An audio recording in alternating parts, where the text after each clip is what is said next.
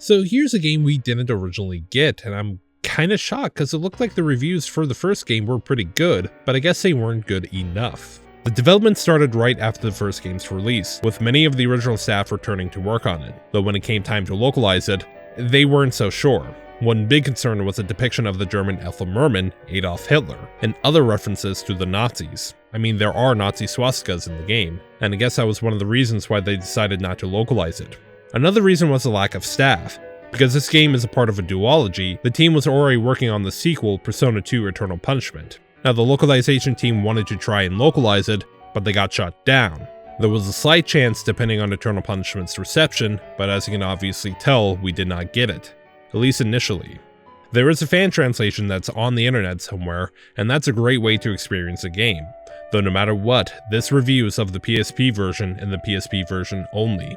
I'm mainly doing things this way because of the gameplay differences between the original release and the remaster. Speaking of which, this version was announced in 2010, which originally both games were going to be on the same disc. However, the target device could not handle that. The UMD or Universal Media Disc could only hold about 1.8 gigabytes. Since the Persona series are JRPGs, the length of both games will probably put them over capacity.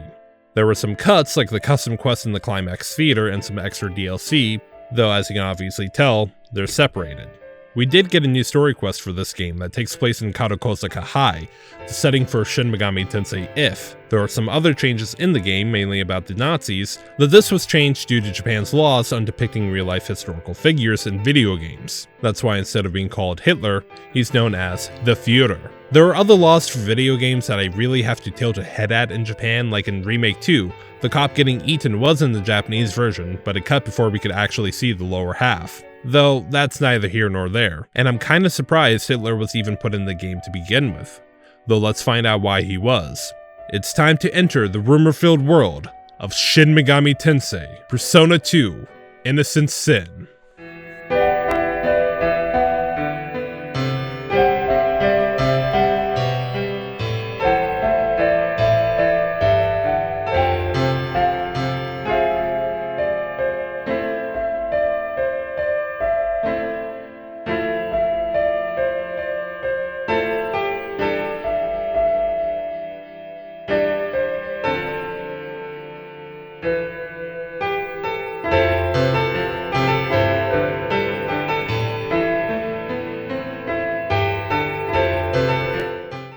At the bike rack of Seven Sisters High, we see our main character Soya Tatsuya working on his motorcycle, not really knowing what's wrong with it until some classmates told him that they took a part from it, though he gets it back thanks to them being scarred by one of the most random bouts of headaches. His teacher Miss Seiko, returning from the last game, wants to talk to him about his future. After all of that, his classmate Lisa Silverman runs in to deliver him a challenge letter from someone at a school called Cuss High.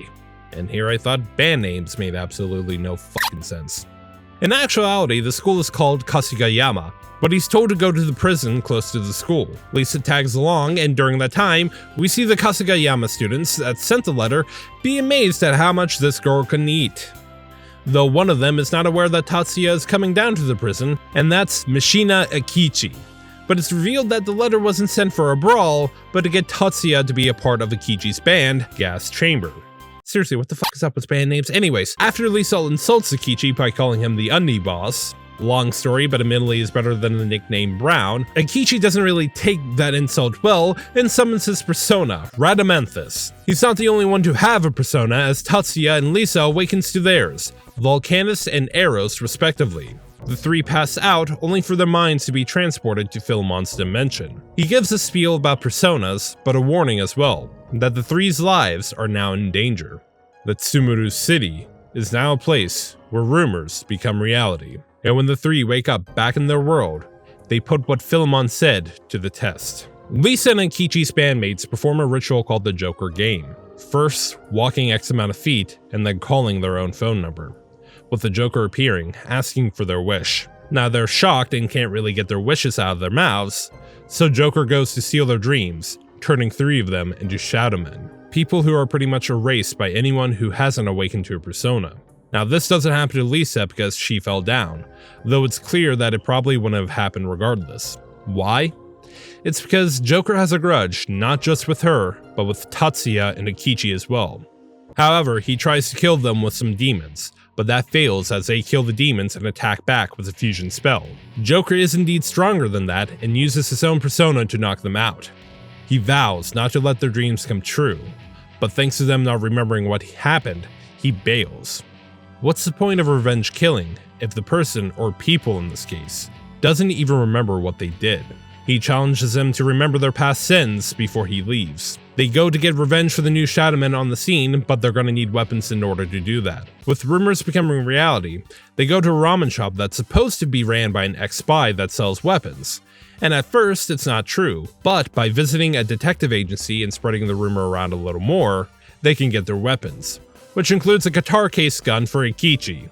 And that's kind of bitching. The fat girl from earlier, named Hanakoji Miyabi, or nicknamed Cozy, with a K, like in Mortal Kombat, tells the group that the Seven Sisters principal, Hanya Takashi, the vice principal from St. Hurlem from the first game, was seen talking to a masked figure.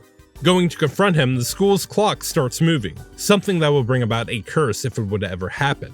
Said curse revolves around the school's emblem, and you've already seen what happens if you're wearing it, but if you need a reminder,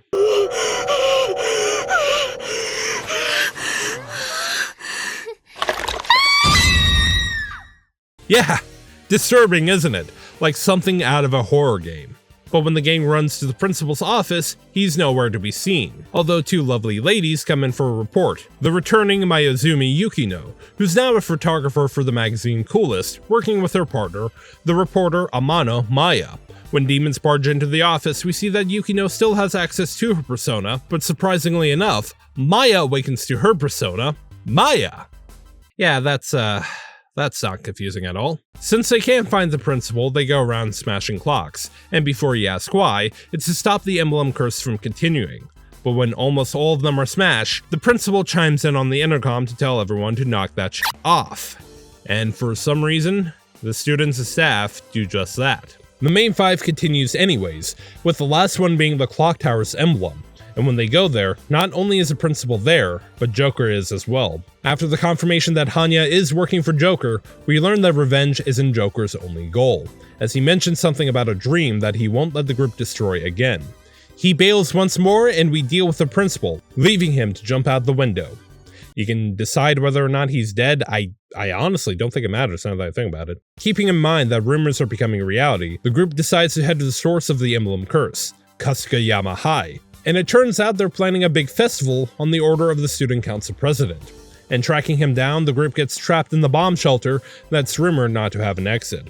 It takes them multiple laps to really think about the rumor, as the student was able to see the exit out of the corner of her eye with a mirror. Utilizing Yukino's camera, because the dipshits over here breaks the only mirror, they escape and fight the president, only for him to be incinerated by someone of the name King Leo, with him and a woman named Lady Scorpio escaping for the time being. The group heads back to the gym of the school, where they see all the students there are turned into Shadowmen. The student council president did absorb their dreams, and a very similar skull that Joker has, to fulfill something called the Oracle of Maya. The group is now at a bit of a dead end, so now it's time to talk to the citizens to figure out where to go next. That somehow leads into Lisa being a part of an idol group. Investigating this further leads us to the filming location of the idol group's music video, and Mass Circle is definitely involved, if encountering random Mass Circle grunts wasn't obvious enough. But it's also revealed that two friends of Lisa are in this group. Is it obvious I'm a little too lazy to look up the idol group's name? Anywho, this eventually leads Lisa into participating in the group's concert, only for the venue to be set to blow. Bombs are everywhere, but first we have to put down Prince Taurus of the Mass Circle. This isn't the only place set to blow, however, as there are bombs planted in different areas of the city, and thanks to both finding a riddle left by King Leo and help from Ellie from the last game, they find the buildings that are set to blow and shut off the transmitters, with the last building being set to blow being the Aerospace Museum. Now there are good news and bad news. The good news is that the group has some help in the form of Tadashi and Tamaki from the last game. The bad news is that there's a field trip going on with a whole bunch of elementary schoolers being in the museum. Well, I mean, you know what they say, nothing builds character like a whole bunch of trauma, but we do save the kids by getting to the rooftop and commandeering a blimp, though Mr. Leo wants to throw down, and throw down we shall, leading to his death. The blimp also fails at the same exact time, and this requires everyone to jump out over the ocean. But rumor has it, the gang has now been labeled as terrorists. To combat this, the Class A safe spread around a rumor that says the exact opposite, but for the time being, they gotta split up. Everyone meets back up at the detective agency, with Maya acting a little strange, and you know what, I'm not gonna sugarcoat it, this isn't Maya. Like, the game doesn't hide it, so why the fuck should I? A teacher of 7 sisters is there, and tells us about the tome of Indakek. I highly doubt I pronounced that correctly, but this was apparently left behind by aliens, who sleep underneath the city in a ship called Zybalba. Getting to it is not only the goal of Mass Circle, but also the last battalion, the remnants of the Nazis.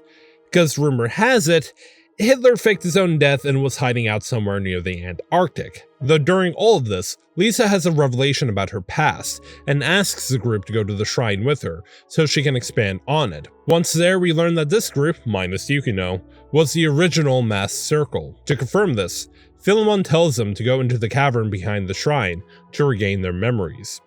Maya goes to kill them, because again, she's not the real Maya, but the real Maya comes in to save the day. After killing Shadow Maya, Philemon tells them that their old friend Jun is being tormented by false memories, and tells them to go to the Caracal to help him. Unfortunately, there's an issue, because the last battalion is making their move, heading towards the Caracal. When the group gets to the heart of the Caracal, we see duplicates of the cast, helping Joker to fend off the battalion. The duplicates take the crystal skulls that contain the ideal energy stolen from the masses, and goes to different temples around town to guard them. After getting all of them, it's time for the endgame, with Jun joining the party to atone for what he's done. Though his power of Persona was taken away from him, but Yukino gives him her power, not needing it anymore, and stays behind to defend the townsfolk. After running through Zybalba, they confront Hitler, who's revealed to be Jun's father. But in reality, not really. This is Nyarlathotep, and he's been pulling the strings the whole entire time. Not just now, but during the first game as well. He was Kandori's persona after all. Now, Nyarlathotep may have been defeated, but he uses the Spear of Destiny that's rumored to create mortal wounds on Maya, killing her. Though Philemon says that there is a way to save her, and that's by erasing the original Mass Circle. Make it so they don't become friends as kids, and they do just that, bumping into each other in this new timeline, ending the game. Now, I do have to say, this is a gigantic step up from the first game, and the biggest reason onto why this is actually due to the fact that you don't have to choose your party at the start of the game. It's the same exact characters from start to finish. Well, except for Yukino getting swapped out for Jun, however, this keeps the experience way more consistent. On a technical sense, it can kill replayability, since you can get insight into what each character thinks about a certain situation on each repeat playthrough. However, if you know what build you're going for, it's kind of pointless to swap out characters. Now, to focus on the story proper, my only gripe is the inclusion of the Nazis. Not for them being in the game, I honestly could not give two shits. But it's actually because it seems very out of nowhere. This does connect to the premise of the game, with rumors becoming reality, because there were actual real-life rumors in former Axis nations that Hitler did fake his own death and escaped somewhere in Brazil. I don't think they were needed as another antagonist, considering they pop up like a little over halfway in the game. As mentioned, they're there to claim the power of Zybalba, to create a dictator state in Sumaru. Though considering Nyarlathotep is still pulling the strings in both Mass Circle and the last battalion, I can't fully rationalize why a second antagonist was really needed. It's not a deal breaker, mind you, and the overall narrative did make me care about all of the characters. In fact, I actually shed a tear a couple of times. When something like that happens, you know the game did a great job at storytelling. There are moments I wish was expanded on, like the shrine fire connected to King Leo. It's shown in the Aerospace Museum dungeon, getting us some insight on who King Leo is, as he's a crazed arsonist that blames Maya and Tatsuya for his face. But I don't understand why he joined Mass Circle. Same with the rest of the executives. Anna's just at the club, I want to say, and then boom, she's at the rooftop of Kasugayama as Lady Scorpion. And again, a part of the reason why I don't think having a second antagonist really works. Well, outside of a way to get them to reset time. But with them there, we don't really get to know the full background on Mass Circle. Like, I want to know what made them join the group in the first place. And if it's something optional, then fuck, that's just poor writing. I'm looking at you, Tales of Symphonia and Xenoblade Chronicles 3. Rumors becoming reality makes for a good setup, and it really doesn't overstay its welcome. Like, it's still a background force in the narrative, and when it's dropped, it's used again in a way to make Maya's death not feel out of nowhere, with Lisa being unable to heal her. You know what, speaking of, Lisa's actually one of my favorite characters in this game. She grew up in Japan, and thanks to her having Westerner traits, since she's white, she was actually subjected to bullying because of that. As a kid, she became friends with the others because they did not care about how she looked. It's part of the reason why she developed a crush on Tatsuya. But with people making assumptions about her, it caused her to go down a darker route. The idol group portion, while seemingly out of nowhere, did help her become more of her true self, and admit to her friends that she actually does not know English. A minor thing, yes, but allows her to be somewhat free from others' expectations. I wouldn't be shocked if any Western-born kid who grew up in Japan only knowing Japanese would actually experience the same exact thing that she does. Kichi, he's actually not bad either. He's just a dude who thinks a little too highly of himself, but has a good heart. Funnily enough, he's actually terrified of his father because the dude has lied to him about being a master of multiple martial arts. And this led to Kichi thinking his father could kick his ass in every single way. Even then, I still liked him. His relationship with Miyabi, both before and after the time reset, is actually pretty good. Him realizing who Kozi is was pretty sad for them both, and rewatching my footage, Shadow Ikichi has a point when he talks about what Miyabi felt when the real Ikichi called her fat. Though he still cares for her, and when he realized who she was, he felt bad about what he did, and wouldn't be shocked if he wanted to make up for it. He tells her that he doesn't care what she looks like, that it was her kind nature that made him fall for her. And you know what? That's pretty heartwarming, and it's nice to see them still together after the time reset. It's weird seeing Tatsuya with no actual character, especially since he has a shadow, though that shadow seems to be there to just more randomly inform you about Tatsuya's supposed character. Now, all of this is actually based on the choices from the start of the narrative. However, I think it would have made more sense to just have Tatsuya as an actual character than a silent protagonist. These types of protagonists can work, but not when you're treating them as an actual full-blown talking character, as they can act as a better stand-in for the player. But it doesn't really help that he starts talking in the next game, where Maya, will just stop talking. Though when we get to Eternal Punishment, that would actually end up hurting Maya in the long run. But here, while she's not my favorite character, I enjoy seeing her character, just grow, as she's a more empathetic character of the group. When she figures out who Joker really is, she wants to make sure that he knew that she was still alive, since he was convinced that she died in the Shrine Fire. Now, she's the big sister of the group for a reason, even playing with the younger members of the cast when they were kids. Seeing how much these guys really care for her is nice, and makes this group one of the closer ones in the Persona series. But, there is a bit of an issue with that, and that's with the flower thrower in the game, Jun. I'm not the biggest fan of Jun, though that's because he's not with the group the longest. He doesn't join the party until the towers for those crystal skulls pop up. Hell, we don't even know that Joker is Jun until, I want to say right before the Nazis show up. Outside of that, it's either you will remember your sins, or him crawled up in the fetal position. Very, very reductive, I know, but fuck, I just wish he joined the party sooner rather than later. Hell, I don't even know why he was embarrassed about his father. During some of the flashbacks, we learned the dudes call it a deadbeat, but why is that? I have no fucking clue, and if I'm missing something, please let me know. Again, not a bad character, just no time with him. I also find it funny that he's featured prominently in both intros, where Yukino, the character who has the most screen time between the two, isn't in the PS1 intro from what I can see, and only shows up in the PSP's intro for one shot. What the fuck, guys?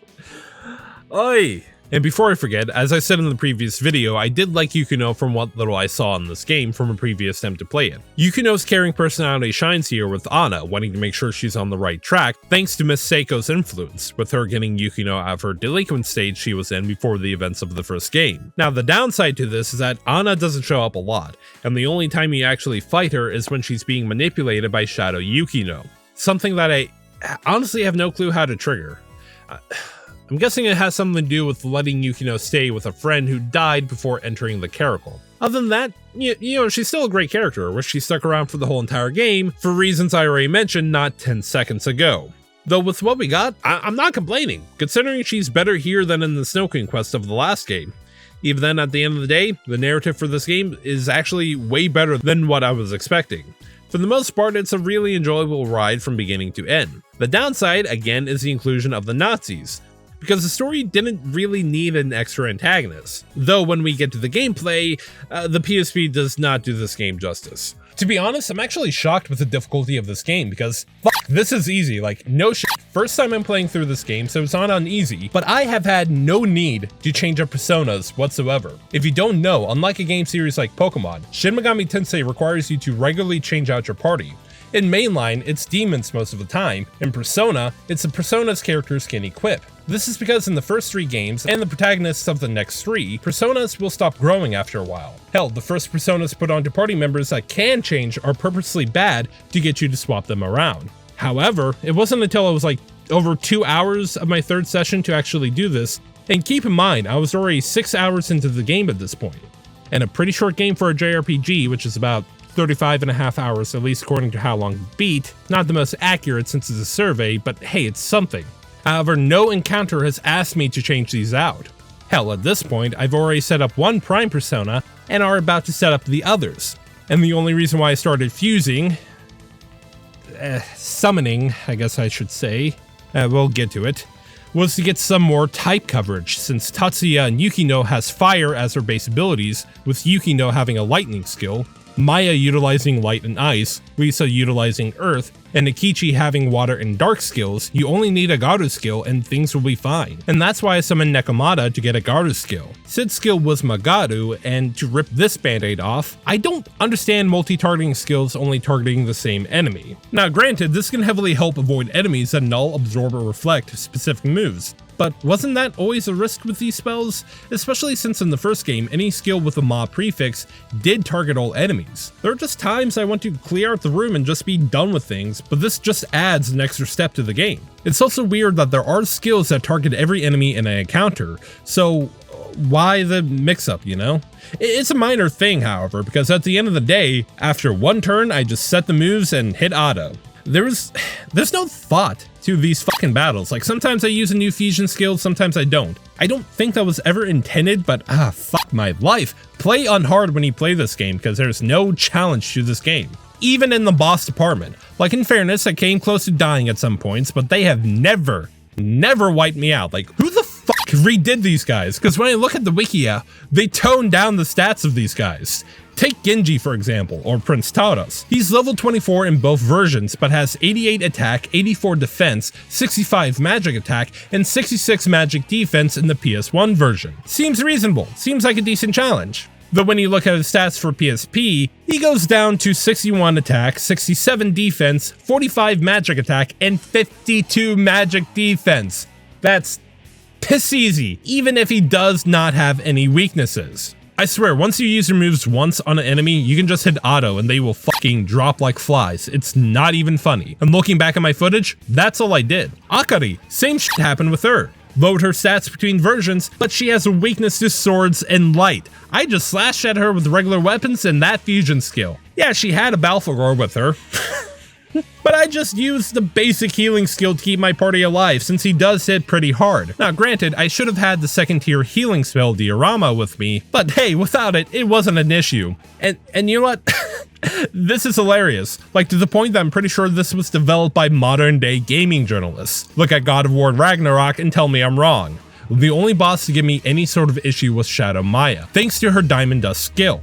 Now, one would think Mahama and Dark Dimension would be the ones to look out for, since they have a slightly over 1/4 chance of an insta-kill. But no. The skill to look out for, as I already mentioned, is Diamond Dust, since that has a 50% chance of freezing you. Considering she resists almost all elemental skills and nulls Darkened Mind, the main thing you want to use, at least in my opinion, is physical skills in this boss. If you want to use a physical fusion spell, you need to plan for it not going off, because 9 times out of 10, a party member will get frozen. And the kicker is, at least for me, it's only for that turn and that turn only.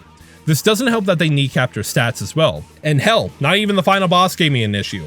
Hitler should be more annoying than anything else, thanks to his Holy Lance skill. This will seal a persona for the rest of the boss, and this is unlike the longness enemies where this will end after 3 turns. But when my party started getting low on SP, I just said fuck block it and use the regular attacks. There is an item that will allow you to remove the Holy Land stat for someone to use their persona again, but I thought it was one-time use and one-time use only. So when you hear that, you can see why this was a disappointing boss. Now, the Holy Land stat isn't the same as Mute, but trust me, as long as you stocked up on healing items, you will not lose. The final boss proper, well, he's no different.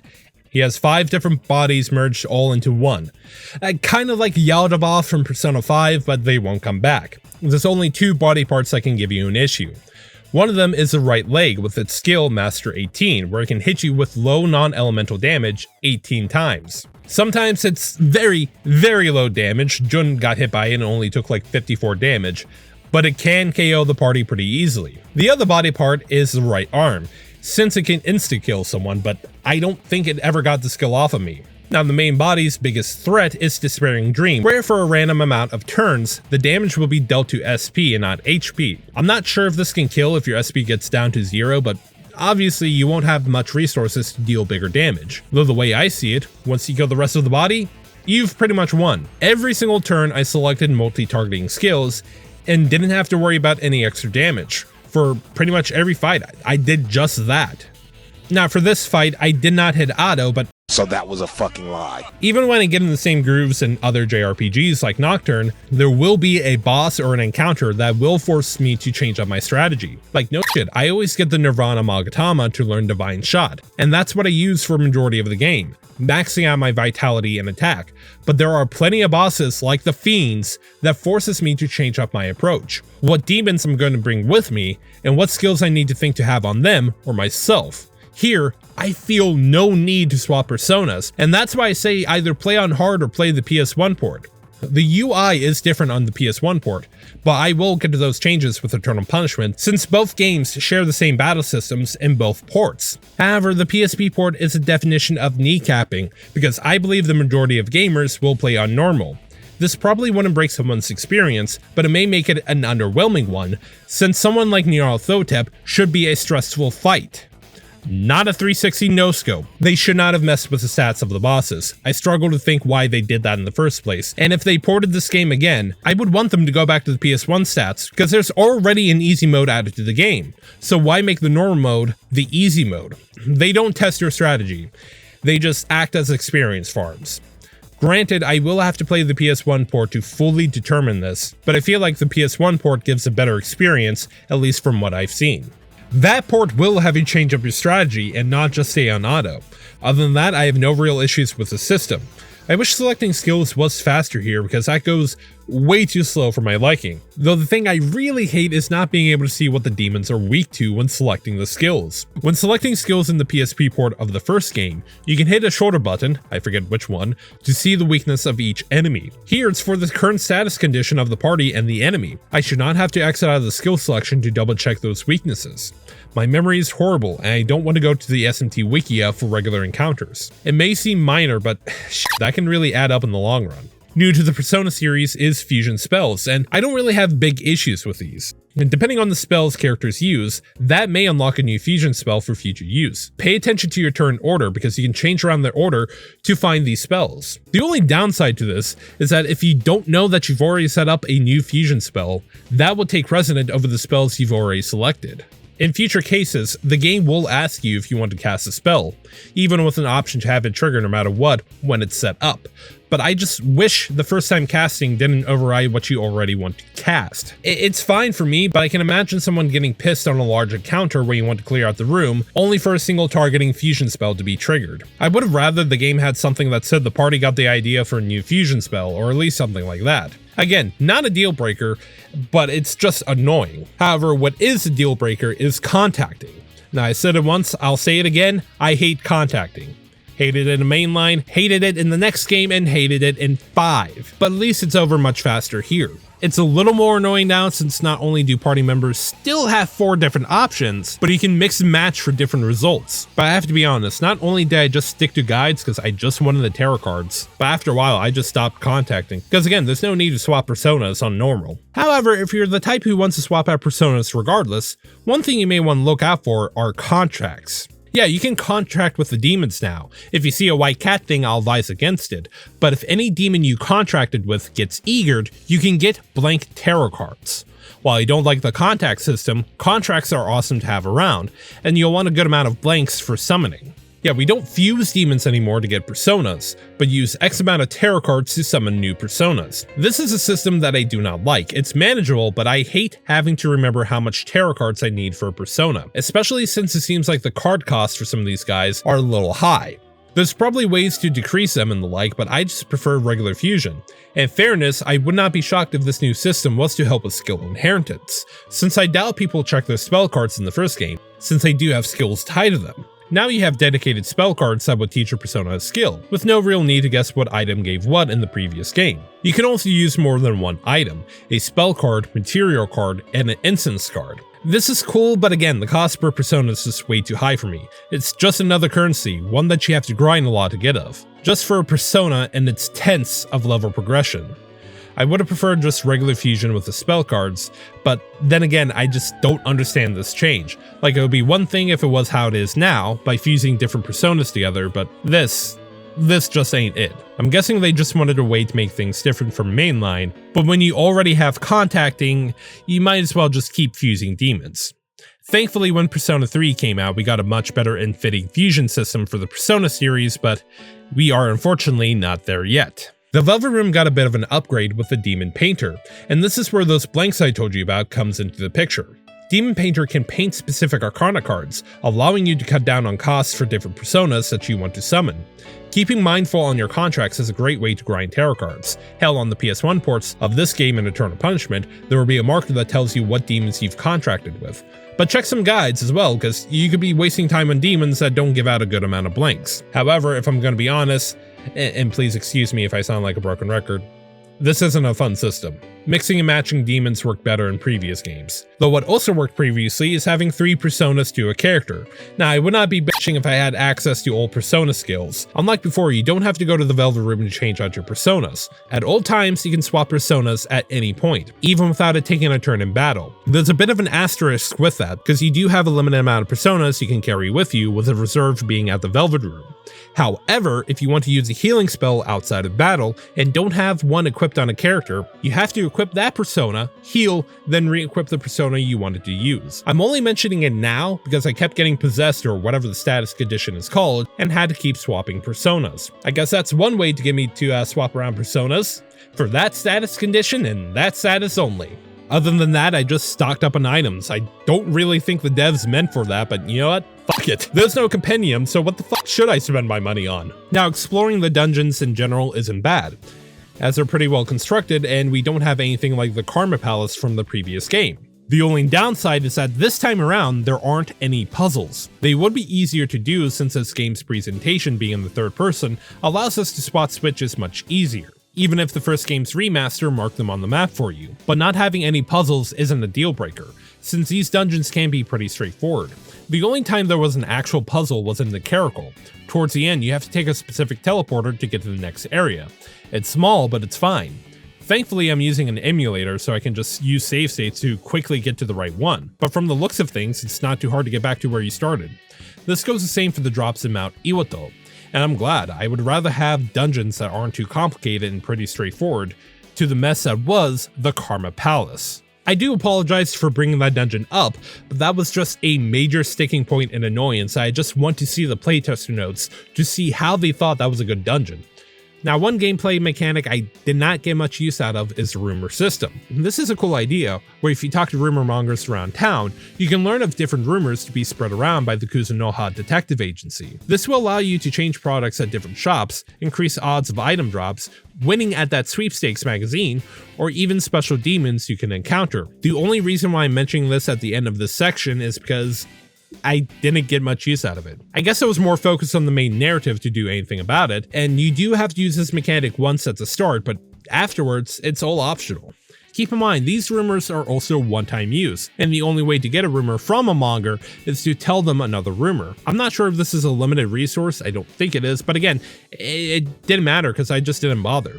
If you want to see this mechanic used to its fullest, Matthew Mattelli of the Super Gaming Brothers did just that in his playthrough of the game. Go give them some love. I'm hyped that they started back up, and I can't wait to see them go through the rest of the Persona games, if that can fit in their schedule. Regardless, gameplay isn't bad even if the difficulty took a major hit, but what I love the most about the sequel is its presentation. My biggest complaint was with the character portraits in the last game having the same exact face no matter the situation. Thankfully, not only did they make the portraits more expressive, but the character sprites as well, allowing for the game to feel a little more alive, and they will keep up these expressive stills until Persona 3, where they will unfortunately keep them in one position, yet still emoting, again with 4. Not a change that I personally like, but we're not at 4 yet, and thankfully 5 fixed it to some extent in the Royal re-release. Even then, just look at these guys. The expressions on the portraits are perfect. My favorites are Yukino's and Akichi's shadows, due to their unhinged looks, and I love them. Really makes the personality stand out, triply so with Yukino's shadow, because if you fight her in the game, she's really controlling of Anna to a very creepy extent. I mean, just look at her face. And due to the new art style for the sprites, it allows the cutscenes to move the camera around to make things a little more dynamic. Well, dynamic as you can get with pixel sprites, but it's a hell of a lot better than the camera being at one angle and one angle only in the first game. The FMVs also got a major upgrade from the last, mainly from the PS1 port because the animation for them are just perfect. In the first game, the only FMVs we would see outside of Japan are the Philemon cutscenes. And again, these are a nice effort, but Philemon's legs could not stop moving, and not only that, but his model doesn't seem to be proportioned correctly. However, that's no longer an issue because the CGI is primarily used for the environment. The only time they use CG for the characters is with Tatsuya and Lisa driving around on that motorcycle. I would still rather FMVs stay 2D animated, and this is more of a result of my first Persona game being Persona 3, and that game's FMVs are god tier. It makes me hate the art style that they use for the movies. There's also a bit of hindsight because there is an anime OVA in the Eternal Punishment's bonus disc. It's awesome, and I wish we had these FMVs be in the same exact art style, because they create the perfect atmosphere for both games in this duology. Even then, what we got already is great and really enhances the storytelling. What also helps is that the music is top tier. All the tracks are perfect for every single situation. That one song that plays with the flashbacks has a perfect nostalgic feeling to it, and I love it. There's not a song that I do not hate, and that, funnily enough, includes the PSP intro theme, Unbreakable Tie. If you watch my drumline video, then you'll know I don't really like the rap or hip-hop genres when it comes down to music, but Lotus Juice is an awesome rapper. His voice is perfect for the rap portions of the song, and he's great to hype things up. Though if we're talking about intros, I heavily prefer the PS1 intro, primarily because I'm a sucker for classical no matter the culture. Plus, when the second song kicks in, it hypes up the game much better than Unbreakable Tie. Not only that, but how they included the poem works better here than in the PS1 intro for the first game. The English voices are really good. Troy Baker is great in any role when he's not getting a golf club to the head. Everyone else fits their respective roles perfectly. The only one who doesn't is Lisa's actress, Stephanie Sheh.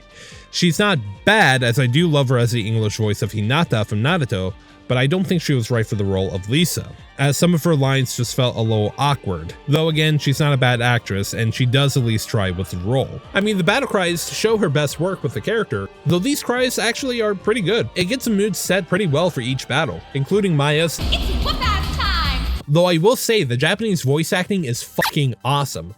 Just like with the English actors, everyone gives a great performance. The only one who doesn't is Shadow Tatsuya's actor, Koyasu Takehito-san. It's funny because I actually enjoyed his performance as Zeke from Attack on Titan. Fuck, I cannot believe that anime actually ended. Sucks that it went out with a dud, like seriously, what the fuck was that ending? But for a couple of lines, it could have been better. He will reprise his role voicing Tatsuya properly in Eternal Punishment, but hopefully there he gets better. This will not be the only time we will hear him in the Persona series, because he voices Kanzato Ryo in Trinity Soul, so maybe that's a better role for him. An anime that I'm pretty sure every Persona fan forgot about. But hey, that's neither here nor there. Though when we take an account of story, characters, gameplay, graphics, and sound, Shin Megami Tensei Persona 2 Innocent Sin gets an 8 out of 10. This game is much better than what I was expecting, and a huge step up from the previous game. The narrative is pretty good with some great characters to get to know. Again, my only gripe is not having much time with Jun, as he doesn't join the team until close to the end, and the inclusion of the Nazis for a secondary antagonist just doesn't work. I really don't think the narrative needs another antagonist, as I feel Mass Circle should be the one and only antagonist of the game. The presentation is much better with more expressive pixel art and character stills with some awesome FMVs. The only downside is the difficulty on the PSP. Again, either play the PS1 port or play on hard mode because some of these guys should be a challenge, but the devs dropping the stats in between ports makes the experience a lesser one. Especially with Nyarlathotep saying that he can kill the group in an instant in his domain, yet going down like a chump. Not only that, but the summoning mechanic for new Personas is personally annoying for me. I cannot wait to get to Persona 3 so I can start fusing again, but hey, if you do want to play the game, it's available on both the PS1 and PSP. I do believe you can still buy the PSP port on the PSN for the Vita and the PlayStation TV. But keep in mind, if you want to play the PS1 port, it is Japanese exclusive. There is a fan translation out there allowing you to experience that version, but if you would rather play on original hardware and do not want to mod your consoles, then you better start learning Japanese. However, your best bet may be to emulate these games, since prices for them, especially the PSP port, is a little too much. It doesn't take much to actually emulate these games, and I highly recommend it. This game was pretty fun through and through, however, we're not done with this rumor-filled world. Time has been reset, and we'll get to see a female's perspective on the PS1 with Persona 2, Eternal Punishment. So please like, comment, and subscribe, share this video with anyone and anything, and that includes our next door neighbor, Roger Debris, and take care.